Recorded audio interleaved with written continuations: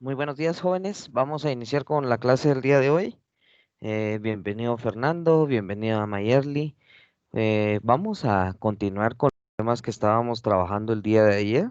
Si se recuerdan un poquito, en el caso de Mayerly, que estuvo en la clase de ayer, hablábamos de lo que era la parte de los sistemas operativos móviles en relación a los métodos de protección y la configuración de la cuenta de correo. Para el día de hoy, pues vamos a continuar con la parte del tema de las distribuciones de Linux y parte de lo que es el sistema operativo OS X. En este caso, pues déjenme recordarles que algunos pues todavía tienen algunas tareas pendientes. En el caso de Fernando, estaba revisando y hay varias tareas que aún Fernando tenés pendientes. Entonces les recomiendo que puedan estar revisando ahí la parte de las calificaciones hasta el día de hoy o hasta el día de ayer, perdón, ya tenían calificaciones todas las actividades que habían entregado.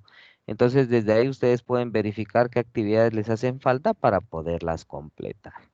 Luego también déjenme comentarles que me notificaron nuevamente que las batas que ustedes van a utilizar para las prácticas pues ya están.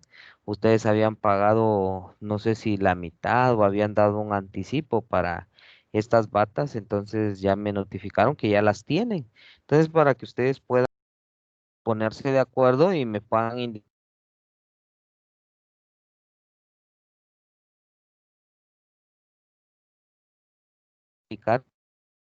visitar en este caso que se las eh, o si ustedes prefieren en algún otro lado donde se pongan de acuerdo, pues de igual forma, pues podemos ver esa posibilidad, ¿verdad? Entonces, lo dejo ahí a su criterio, para que ustedes puedan definir cómo o dónde quieren que se les pueda hacer entrega de su bata, ¿verdad? Lógicamente, para que les hagan entrega de la bata, tienen que dar la diferencia del costo de la bata, ¿verdad? Muy bien. Entonces, vamos a ver acá dentro de nuestro curso cuáles eran los temas que nos tocan trabajar para el día de hoy. Desde ayer, pues los temas ya estaban compartidos y pues los que quisieran, pues ya los podían estar revisando. Por ahí, entonces voy a ir directamente al apartado de la clase de esta semana. Y en este caso, pues está acá del 12 al 18 de octubre. Hoy estamos en fecha viernes 16 de octubre. Si ustedes se dan cuenta, pues ahí nos aparecen las dos actividades que les designé que tienen que trabajar para esta semana sobre métodos para proteger los dispositivos y la opción de la conectividad a la red y el correo electrónico. Muy bien. Para el día de hoy entonces estaríamos trabajando lo que es Linux, herramientas y funciones de OS X. Aquí en la plataforma de aulas virtuales, pues les comparto algunos archivos, algunos recursos relacionados a Linux. Por ejemplo, un archivo donde se define qué es el sistema operativo Linux, un video para que ustedes puedan conocer en sí a qué hacemos referencia cuando estamos hablando del sistema operativo Linux, aunque hasta este punto, pues ustedes ya tienen en cuenta qué es el sistema operativo. Entonces, por lo tanto, pues ya tienen parte de la idea o de las nociones de lo que puede ser un sistema operativo de Linux, pero en el video pues se especifica o se aclaran algunos temas relacionados a ello. Tenemos las distribuciones de Linux mejores o actualmente utilizadas, ¿verdad?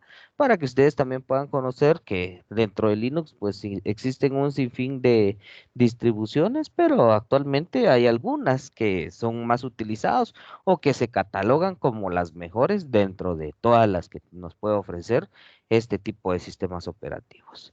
Luego, pues también hablamos de lo que es el sistema operativo Mac OS X, cuáles son sus características, dónde lo podemos encontrar. Y ustedes saben perfectamente bien que a diferencia de Windows y Linux, Mac OS X únicamente puede estar en dispositivos Apple. Un video que nos muestra qué es el sistema operativo Mac OS X para que ustedes puedan conocer en sí cómo es que funciona este tipo de sistemas operativos. Les especificaba el día de ayer de que es necesario que ustedes conozcan estos temas, aunque en este momento probablemente nadie tenga una computadora de Apple, pero puede ser que más adelante a nosotros nos visiten para poder resolver algún tipo de problemas de este tipo de computadoras. Y nosotros, pues lógicamente no vamos a poder decir que no conocemos, que no podemos hacerlo, si al final estamos preparados técnicamente para poder solucionar algún tipo de esos problemas. Entonces, por eso es que acá dentro del curso, pues se comparten estos temas. Ahora nos vamos a ir directamente a Netacad, que es donde vamos a estar examinando los contenidos. Y para recordarles también que hoy se vence la opción para que puedan hacer la evaluación del capítulo número 8 relacionado a redes aplicadas. Entonces, para que lo tengan en cuenta y los que no lo han realizado hasta el momento, pues puedan realizar esa evaluación en el transcurso del día. Entonces, aquí voy a ingresar yo a NetAcad y vamos a examinar nuestro curso de IT Essentials y en el capítulo específico de sistemas operativos móviles y sistemas operativos Linux y Mac OS X. Muy bien, entonces vamos a esperar ahí a que nos cargue.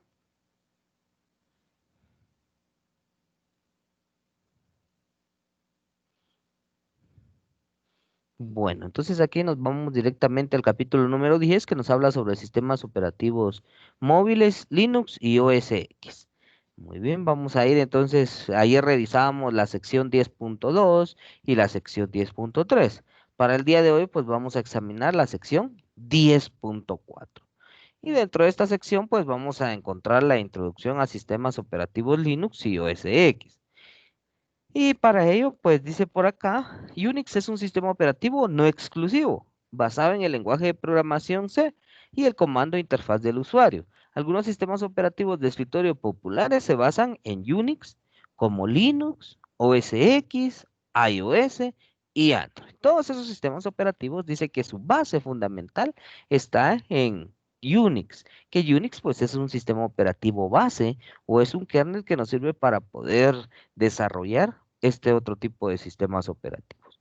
Entonces, ya hablando específicamente de Linux, dice que se utilizan en prácticamente cada plataforma, incluidos los sistemas incorporados, los dispositivos disponibles, los relojes inteligentes, los teléfonos móviles, las netbooks, las computadoras, los servidores y las supercomputadoras.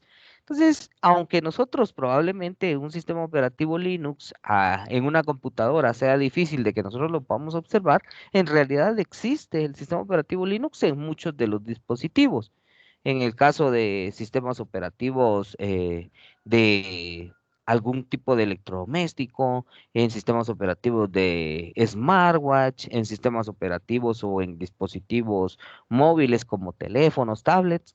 ¿Por qué hablamos de que en los teléfonos y en las tablets yo nunca he visto un Linux? Y no es cierto. ¿Por qué? Porque la distribución Android es parte de los sistemas operativos Linux. Entonces, son las características que nosotros podemos encontrar relacionadas a este tipo de sistemas operativos. Dice, los servidores y las supercomputadoras, aunque Linux está obteniendo una base de usuario más grande, Android, una versión modificada de Linux, será responsable de la expansión del sistema operativo en el mercado de consumo. Entonces, ahí es donde nos especifica que Android sí es una versión de Linux y por lo tanto, pues ahí nos dice que lo podemos encontrar en dispositivos o sistemas operativos móviles. La figura número uno muestra el escritorio de Ubuntu Linux. En este caso, pues Ubuntu es una distribución de Linux que es específicamente para computadoras de escritorio. Dentro de las distribuciones de Linux, Ubuntu es una de las más fáciles de utilizar y similar a Windows, ¿verdad? Es por eso que es fácil de utilizar y es mayormente o ampliamente utilizada. Pero en la parte de las distintas distribuciones que les compartí en aulas virtuales, ustedes van a encontrar algunas otras versiones de Linux que se asemejen aún más a Windows 10. Entonces, dependiendo de cómo nosotros lo queramos trabajar, pues ahí podemos tener las diferentes opciones para poder trabajar con este tipo de sistema operativo. Dice OS X, anteriormente conocido como Mac OS X, el sistema operativo para las computadoras Macintosh es OS X. Se conocía anteriormente como Mac OS X. El OS X se optimiza para el hardware de la computadora Macintosh. En este caso les decía, ¿verdad? OS X únicamente va a poder estar en una computadora Macintosh. De lo contrario, no vamos a poder tener un sistema operativo OS X. Y dice puede trabajar perfectamente con otros dispositivos de Apple, como iPhone. O sea, solo vamos a encontrar este tipo de sistemas operativos específicamente en dispositivos Apple. No lo vamos a poder tener en ningún otro tipo de dispositivos. La figura 2 muestra el escritorio de iOS X 10.10 Yosemite, que en este caso pues es una de las versiones de Mac OS, pero no es la que actualmente se tiene. Hay versiones más recientes de este sistema operativo. Pero si ustedes se dan cuenta, la interfaz de Mac la interfaz de OS X y la interfaz de Ubuntu son muy similares. ¿Por qué? Porque estos sistemas operativos están basados en Unix, entonces tienen características muy similares. Entonces, si nosotros conocemos o podemos utilizar Ubuntu, pues lógicamente vamos a poder realizar algún tipo de función dentro del sistema operativo Mac OS X. Dice, una herramienta especial integrada al OS X permite algunas configuraciones. La herramienta se denomina Netboot y puede arrancar varias máquinas OS X de manera remota. Una vez que las máquinas reinician, cualquier contenido de la sesión desaparece. Esto puede usarse en una configuración como un salón de clases para restablecer computadoras al final de una clase o del día. La herramienta también puede configurar una instalación de sistemas operativos o un programa en varias computadoras al mismo tiempo. Esto sería útil en una empresa corporativa para realizar una imagen o actualizar todas las computadoras. Entonces son características que nosotros tenemos de OS X, el sistema operativo. Pero lógicamente, si nosotros quisiéramos implementarlo, si nosotros quisiéramos tener este tipo de sistemas operativos, necesitamos un dispositivo adecuado para poder trabajar en él. Descripción general de la guía de Linux y OS X. Como les decía, pues son muy similares, pero van a tener algún tipo de diferencias o características. Aquí en esta imagen lo que nosotros podemos observar, pues va a ser la interfaz gráfica que nos va a presentar Ubuntu. La mayoría de los sistemas operativos incluyen uno o más componentes de GUI. Cuando hablamos de GUI es interfaz gráfica para facilitar la interacción entre el usuario y la computadora. La GUI de Linux. Varias distribuciones de Linux se envían con distintos paquetes de software, pero los usuarios deciden cuáles permanecen en su sistema instalado o eliminando los paquetes. La interfaz gráfica de Linux consta de diversos subsistemas que también se pueden quitar o reemplazar por el usuario, ya que los detalles sobre estos subsistemas y sus interacciones exceden el ámbito de este curso. Es importante saber que la guía de Linux, como todo, se puede reemplazar fácilmente por el usuario. Muy bien, entonces ahí ahorita vamos a ver en esta gráfica 1 cuáles van a ser las partes o la interfaz de Ubuntu. Tenemos el selector, que en este caso dice que es una base que se ubica en el lado izquierdo de la pantalla y sirve como selector y modificador de aplicaciones. Haga clic con el botón secundario en mouse en cualquier aplicación que se encuentre en el selector para acceder a una breve lista. En la parte superior tenemos el menú de la barra superior. Dice una barra de menú multipropósito que contiene la aplicación en ejecución, botones para controlar la ventana activa de controles del sistema y notificaciones.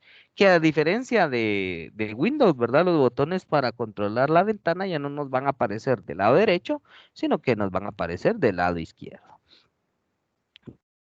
Vamos a la siguiente, dice sistema y menú de notificaciones. Muchas funciones importantes están ubicadas en los menús de indicador en la esquina superior derecha de la pantalla. Use el menú indicador para cambiar a los usuarios, apagar la computadora, controlar el nivel de volumen o cambiar la configuración de la red. En este caso, pues nuestra barra o la parte de la barra de tareas, como lo conocíamos en Windows, ya no nos aparece en la parte inferior en Ubuntu, sino que nos aparece en la parte superior y ya no la conocemos como barra de tareas, sino que simplemente dentro de ese espacio vamos a encontrar el sistema y menú de notificaciones. Vamos más abajo y tenemos cuadro de búsqueda del tablero. Este dice que contiene las herramientas de búsqueda y una lista de aplicaciones utilizadas recientemente. El tablero Dash incluye lentes en la parte inferior del área del tablero que permite a los usuarios ajustar los resultados de búsqueda.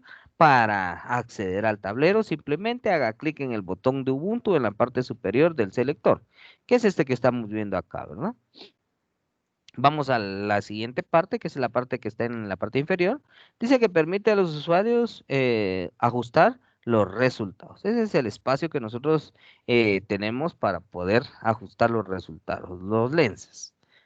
Muy bien. Vamos entonces a la siguiente figura, que sería la guía de OS X.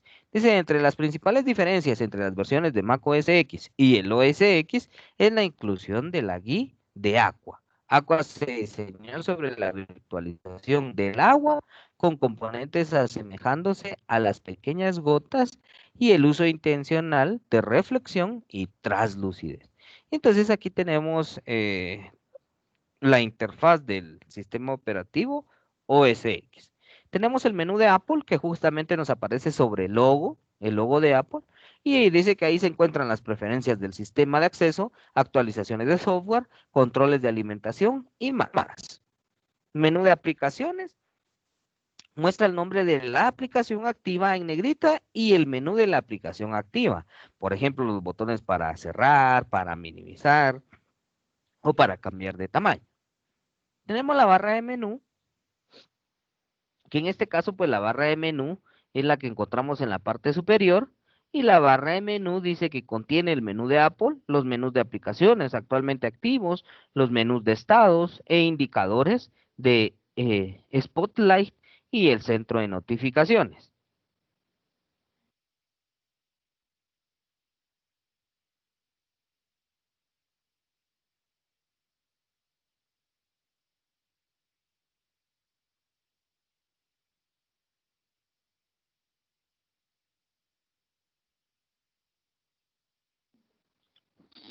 Muy bien, más abajo entonces tenemos la parte del icono del centro de notificación. En este icono del centro de notificación, lo que nosotros vamos a encontrar dice que permite que los usuarios vean todas las notificaciones.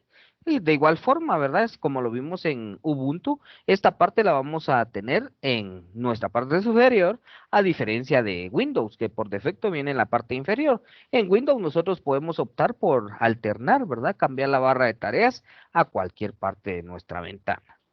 Tenemos el icono de Spotlight, que en este caso dice se utiliza para buscar aplicaciones, documentos, imágenes y otros archivos.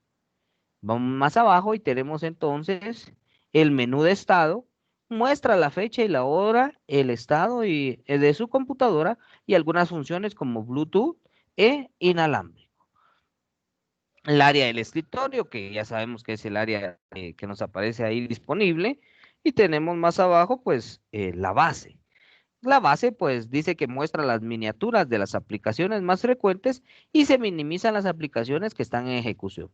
Una de las funciones importantes incluidas en la base es Force Quit, forzar salida. Al hacer clic con el botón secundario del mouse en una aplicación que se está ejecutando en la base, el usuario puede optar por cerrar la aplicación que no responde. Entonces, son opciones que nosotros tenemos directamente sobre este sistema operativo para poder trabajar. Pero vuelvo a repetir, una de las principales características u opciones para poder trabajar con este sistema operativo es contar con una máquina o dispositivo de Apple para poderlo ejecutar. Muy bien, vamos a continuar entonces por acá, y aquí tenemos la descripción general de la CLI de Linux y OS X. Cuando hablamos de la CLI, si se recuerdan en Windows, estábamos hablando de la línea de comandos, ¿verdad?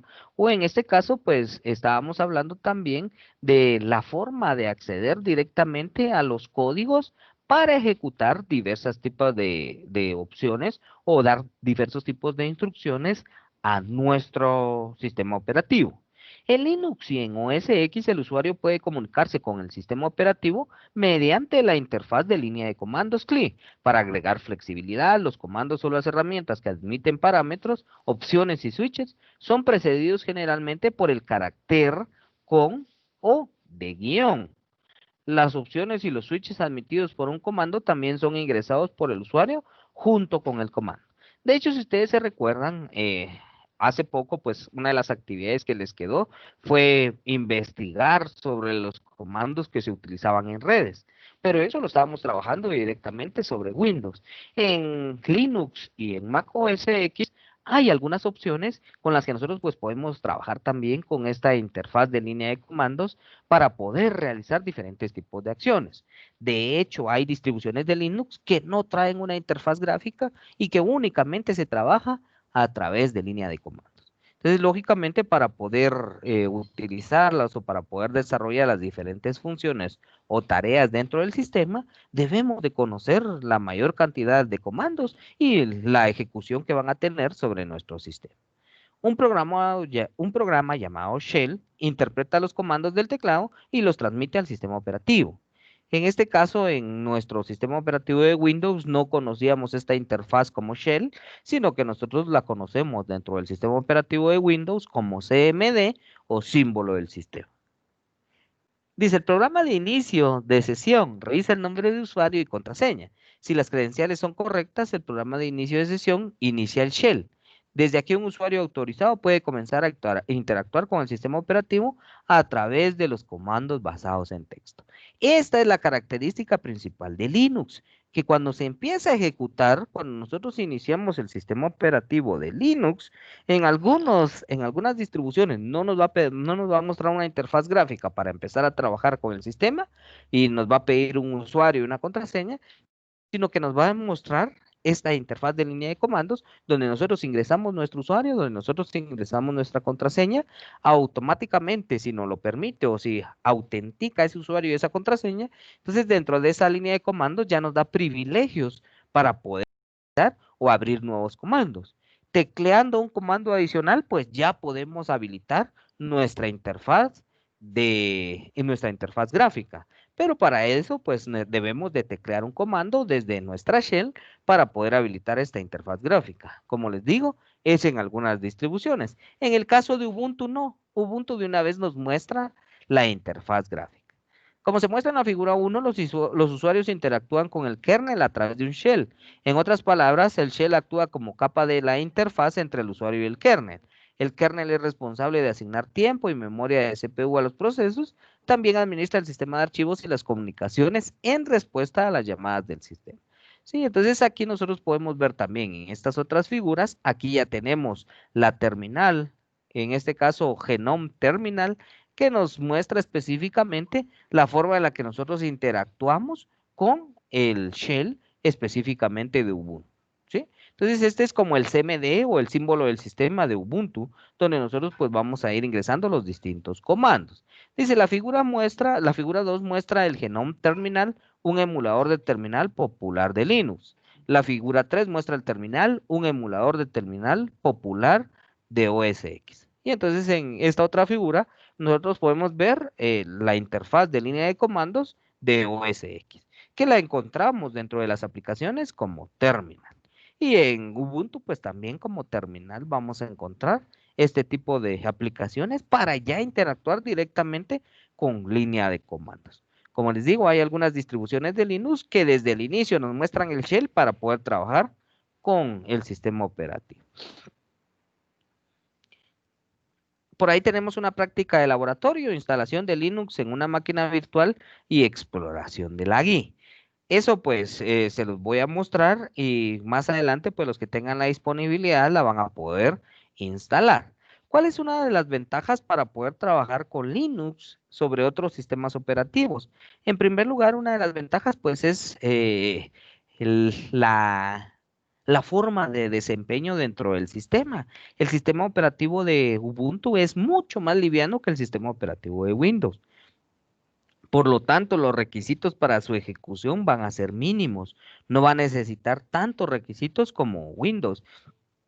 Que si recordamos un poquito, pues Windows 10 nos pedía dentro de los requisitos de instalación por lo menos 2 gigas de memoria RAM, una cantidad de 50 gigas en el almacenamiento y un procesador que corriera a una velocidad. En cambio, con Ubuntu vamos a ver que la cantidad de memoria es mínima, es en algunas distribuciones, dependiendo de la versión, pues con 512 megas de memoria RAM ya se puede ejecutar un Ubuntu. En almacenamiento con 10 gigas, pues ya podemos tener la instalación de Ubuntu. Por lo tanto, pues la forma o el procedimiento para poderlo instalar, pues es un poco más ligero. Aquí en esta práctica de laboratorio lo que se sugiere es que nosotros podamos instalar el sistema operativo de Ubuntu directamente sobre una máquina virtual. Esto con el fin de que nosotros podamos explorar las distintas herramientas y las distintas funciones de dicho sistema. Entonces, los que tengan la posibilidad de poderlo instalar y ejecutar desde una máquina virtual, en esta práctica de laboratorio, pues se detallan cada uno de los pasos que nosotros debemos de seguir para poder realizar ese tipo de instalación. En este caso, pues, ¿qué necesitamos y qué objetivos se van a cumplir? Preparar una computadora para la virtualización, instalar un sistema operativo Linux en una máquina virtual y explorar la interfaz gráfica del usuario. Serían los objetivos que se van a cumplir. ¿Qué recursos necesitamos? Pues nuestra computadora con, eh, con un mínimo de 2 gigas de RAM, 10 gigas de espacio libre en disco, acceso a Internet de alta velocidad para descargar la imagen de Oracle VirtualBox y el sistema operativo Linux como Ubuntu Desktop en la versión 14. Actualmente, pues la versión más actual, si no estoy mal, va por la 18 de Ubuntu y por lo tanto, pues ustedes pueden seleccionar cualquier tipo de versión. Pasos para poder descargar, instalar, crear la máquina virtual desde cero para instalar Ubuntu en nuestra máquina, ¿verdad? Los pasos para poder instalar Ubuntu, la forma de configuración y ya empezar a navegar en la parte de la interfaz de Ubuntu. Entonces, los que tengan la posibilidad de poderlo hacer, pues pueden empezar a trabajar con este tipo de virtualización.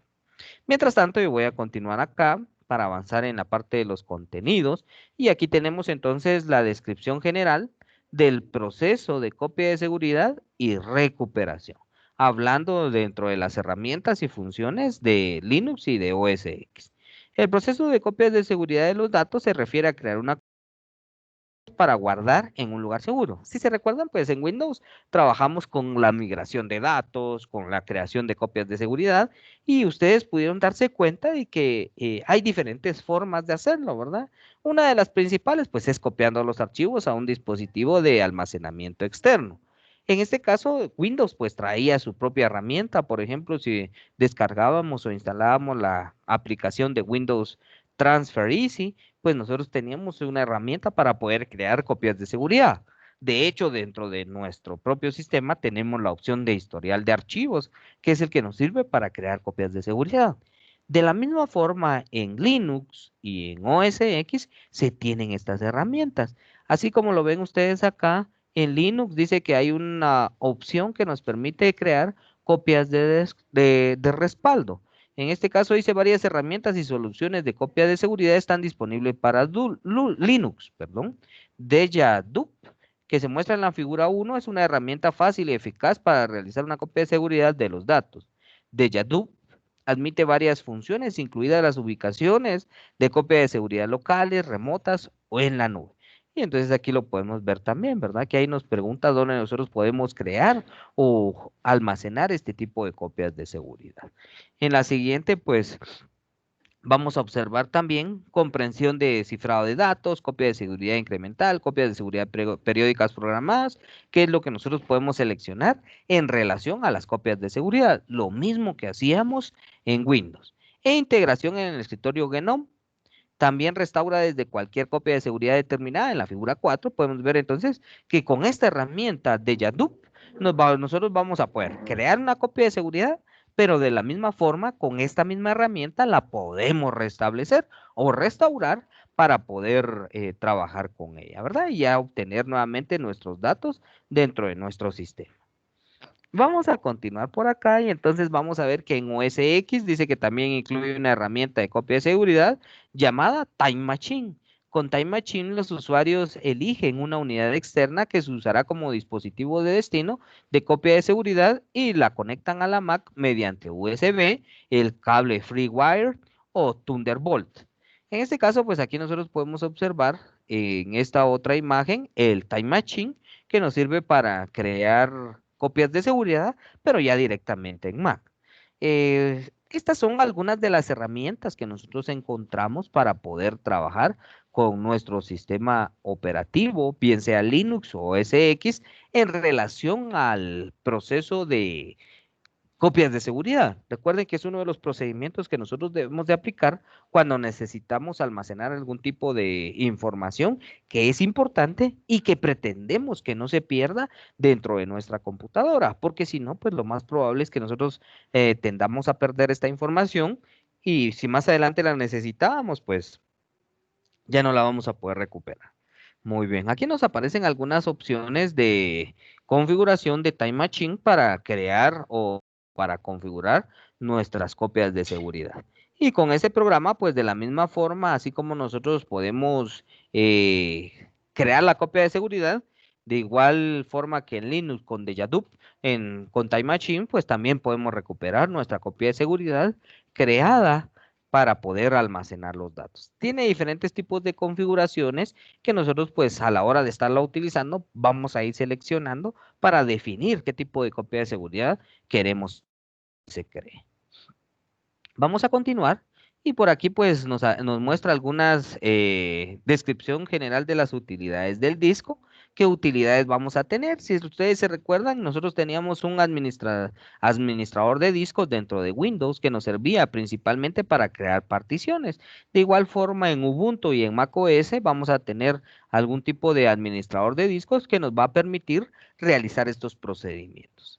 En este caso dice, la mayoría de los sistemas operativos son muy confiables, pero los problemas aún podrían ocurrir y dañar el sistema. Un disco que se dañó o que tiene sectores dañados podría perder datos o el sistema operativo podría funcionar de manera incorrecta. La mayoría de los problemas del disco son los mismos independientemente del sistema operativo que se usa. Para ayudar a diagnosticar y solucionar problemas relacionados, la mayoría de los sistemas operativos modernos incluyen herramientas de utilidad de disco. A continuación figuran algunas tareas de mantenimiento común que se pueden efectuar mediante el software de utilidad de disco. En este caso, pues en Windows, aparte del administrador de discos, nosotros teníamos las diferentes opciones, ¿verdad? De optimización en nuestras unidades, que son otras utilidades que se encuentran específicamente en el sistema operativo de Windows. Ahora hablando de Linux y de Mac OS, o de OS X, pues vamos a tener este tipo de utilidades en una sola, que probablemente desde la misma utilidad nosotros vamos a poder verificar sectores o realizar algún análisis del disco para determinar el funcionamiento del mismo. Entonces, tenemos las diferentes opciones para poder trabajar tanto en Linux como en Mac OS X. Si continuamos, pues aquí podemos ver un arranque múltiple o con varios sistemas operativos. Esto lo vimos en la instalación de sistemas, ¿verdad? Cuando nosotros queríamos instalar dentro de la misma máquina diferentes tipos de sistemas, hablando específicamente de Windows. Pero hablando aquí en este arranque múltiple, podemos instalar, por ejemplo, yo les decía, tener un Windows, un Windows 10, pero también tener alguna opción de una distribución Linux para que en cualquier momento pues pueda trabajar con cualquiera de los dos directamente sobre mi máquina. No tenerlo virtualizado, sino que tenerlo físicamente. Entonces aquí se muestra un video del arranque múltiple, pero eso ya lo vimos. Y entonces pasamos acá a prácticas recomendadas para Linux y OS X. En este caso, pues una de las prácticas recomendadas dice que son las tareas programadas. Los sistemas de computación requieren un mantenimiento preventivo periódico para garantizar un mejor rendimiento. Las tareas de mantenimiento se deben programar y realizar con frecuencia para evitar problemas o para detectar los problemas rápidamente. Para evitar perder las tareas de mantenimiento debido a errores humanos, los sistemas de computación pueden programarse para realizar tareas automáticamente. Dos tareas que se deben programar y ser realizadas automáticamente son los controles de copias de seguridad y de disco, que en este caso pues fueron las que vimos anteriormente, pero que nosotros las estábamos ahí realizando de forma manual. Nuestro sistema operativo, tanto Windows, Linux como OS X, traen las opciones para programar estas tareas y que se realicen a cierta frecuencia o a cada determinado tiempo. Dice, es importante programar copias de seguridad para asegurar que los datos importantes no se pierdan debido a una falla de hardware. Cuanto más frecuentes las copias de seguridad, menor el riesgo de la pérdida de datos. Entonces acá dice que vamos a encontrar la capacidad de medios de base magnética de mantener los cargos electromagnéticos para almacenar datos, se utiliza con el tiempo. Al controlar periódicamente el disco para detectar sectores defectuosos, un administrador puede llegar a ser consciente de la posibilidad de un fracaso, lo que permite la planificación y migración de los datos. Las copias de seguridad y controles de disco generalmente son tareas que consumen tiempo. Un beneficio adicional de las tareas de mantenimiento programadas es que permiten que la computadora realice tareas cuando ningún usuario utiliza el sistema. La utilidad de la CLI, Chrome, puede programar estas tareas durante las horas pico. ¿Cómo programar una tarea en el servicio de Chrome? En Linux y en OS X, el servicio Chrome es responsable de las tareas programadas. Como servicio cron se ejecuta en segundo plano y ejecuta las tareas en las fechas y horas específicas. Cron utiliza una tabla de planificación denominada tabla de cron que puede editarse con el cron tab. Entonces aquí nos muestra en esta figura la tabla cron que se utiliza para poder programar, ¿verdad? Minutos, horas, días, meses, días laborales y los comandos que se van a ejecutar. Muy bien, si vamos a la figura número 2, pues aquí nosotros podemos ver que en minutos nosotros podemos seleccionar de 0 a 59 minutos, en horas de 0 a 23 horas, en días del 1 al 31, en meses del 1 al 12, en días del 0 al 6 y el comando pues va a variar. Dice que el comando, el conjunto de comandos, esto debe ser compatible con el shell y el uso. Entonces, Chrome nos va a servir para que nosotros programemos esas tareas de acuerdo a lo que nosotros vamos a realizar. Y entonces ahí, por ejemplo, dice que ahí hay un ejemplo de una tabla de cron utilizando esos comandos, ¿verdad? O esas variaciones que nosotros tenemos. Vamos a ver por acá. Dice, la tabla de cron que se muestra en la figura 3 tiene dos entradas. La primera entrada que le indica al servicio cron ejecutar el script My First Task, ubicado en My Directory, en el primer y el 15º día de cada mes y el lunes, siempre a la medianoche. La segunda entrada muestra el servicio de cron que ejecutará el script My Second Task, también ubicado en My Directory, cada miércoles a las 2:37 minutos de la mañana. Para crear o editar la tabla de cron, utilice el comando cron tape-e desde una terminal. Entonces ahí nos muestra esos comandos que vamos a realizar. Pero ¿qué realiza My First Task? Vamos a verificar ahorita qué es lo que hace este comando dentro de Linux. Dice, vamos a ver, vamos a ponerle acá, comando My First Task.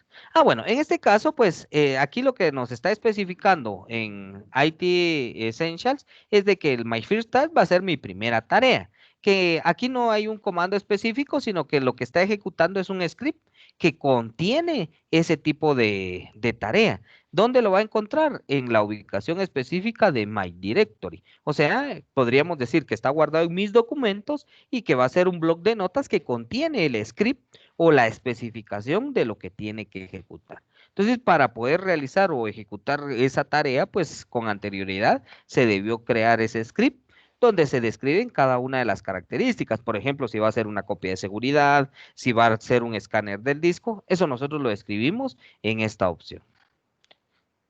Continuamos y aquí dentro de las prácticas recomendadas, pues nos habla también acerca de la seguridad. Ayer hablábamos de seguridad en dispositivos móviles y hoy pues nos tocaría hablar sobre seguridad, pero ya específicamente en sistemas operativos Linux y OS X. A pesar de los esfuerzos continuos para crear un sistema operativo completamente seguro, todavía se siguen encontrando vulnerabilidades. Los usuarios malintencionados sondean sistemas operativos en busca de vulnerabilidades en el código. Cuando se encuentra una vulnerabilidad, puede utilizarse como base para la creación de un virus o de un software malicioso. Existen numerosas medidas que se pueden tomar para ayudar a evitar que el software malicioso infecte un sistema de computación. La más común de estas medidas incluye la actualización del sistema operativo, actualizaciones de firmware, antivirus y malware. Y entonces aquí nosotros vamos a ver de que siempre pues es recomendable tener actualizado nuestro sistema operativo, no importa qué tipo de sistema operativo sea el que nosotros estemos trabajando, la recomendación es tenerlo utilizado. Recuerden que algunas de las actualizaciones lo que incluye pues son parches a la seguridad o en este caso pues a las vulnerabilidades que se han detectado con anterioridad dentro del sistema. Aquí nosotros podemos ver la comprobación e instalación de actualizaciones en Ubuntu. También podemos ver comprobación e instalación de actualizaciones en OS X y que lógicamente para cada uno de ellos nosotros necesitamos algún tipo de conexión a Internet para que se puedan descargar los paquetes de actualización y luego pues realizar esos procedimientos dentro de nuestro sistema. Y con eso pues nosotros estaríamos garantizando de que nuestro sistema estaría actualizado y lógicamente tal vez no al 100%, pero en un porcentaje alto pues va a tener algún tipo de seguridad integrada a esas actualizaciones. Vamos a continuar. Aquí tenemos la CLI básica, los comandos de archivos y de carpetas, que en este caso pues ya van a ser para poder trabajar dentro de Linux. No son iguales a los comandos que trabajábamos en Windows, varían en algún tipo de forma, ¿verdad? Por ejemplo, tenemos el comando man, que dice que muestra la documentación para un comando específico, ls muestra los archivos dentro de un directorio, cd cambia de directorio actual, mkdir crea un directorio en el directorio actual, cp copia archivos de origen de destino, mv desplaza archivos hacia otro directorio, rm elimina archivos, grep busca cadenas de caracteres y cat enumera el contenido de archivos. Son algunos de los comandos, pero en realidad existen un sinfín de comandos. Algunos se van a ser similares a los que utilizamos en Windows y otros puede que varíen en algún tipo de porcentaje de su utilización. Vamos a continuar entonces y por aquí pues tenemos los comandos administrativos. En este caso pues los comandos administrativos dice que con el objetivo de organizar el sistema y reforzar los límites dentro del mismo, Unix utiliza los permisos de archivo. Los permisos de archivo se integran a la estructura del sistema de archivos y proporcionan mecanismos para definir los permisos a cada archivo. Cada archivo en los sistemas Unix trae sus permisos de archivos que definen las acciones que el propietario o el grupo y otros pueden hacer con el archivo. Los derechos posibles de permiso son leer, escribir y ejecutar. Utilizar el comando ls y el parámetro "-l para aumentar información adicional sobre el archivo. Considere el resultado del comando ls el guión L a continuación. Y entonces aquí nos muestra algunas características que nosotros vamos a tener a la hora de estar trabajando con estos permisos de archivo. LS, pues ya vimos que en la diapositiva anterior decía que muestra los archivos dentro de un directorio.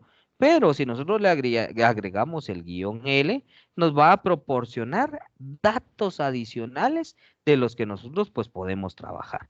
Ahí nosotros tenemos algunas características que podemos agregar en relación a los permisos de los archivos que vamos a tener dentro de nuestro sistema operativo. Y aquí pues tenemos los comandos también que nos sirven también como comandos administrativos, como por ejemplo mb, que habíamos visto anteriormente, que cambia el nombre de archivos y directorios, chmod modifica los permisos de archivos, chown cambia la propiedad de un archivo, dd copia datos de entrada o un resultado, shutdown apaga el sistema, pwd muestra el nombre del directorio actual, passwd cambia la contraseña de usuario, ps indica el Nuevamente tenemos otro conjunto de comandos administrativos que nosotros vamos a poder utilizar de acuerdo a como nosotros necesitemos dentro de nuestro sistema operativo cuando estemos trabajando directamente con la CLI o con, en este caso, pues la interfaz de línea de comandos.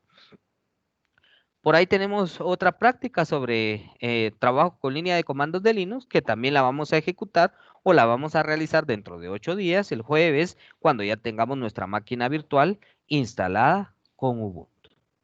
Muy bien, y hasta ahí entonces llegaríamos con la parte de los sistemas operativos Linux y OS X. En las herramientas y funciones de Linux y OS X, las prácticas recomendadas en Linux y OS X y la CLI básica o la interfaz de línea de comandos.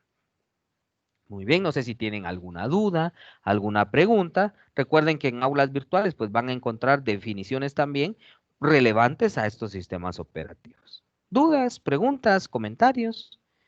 Este sería el momento en el que lo pueden realizar.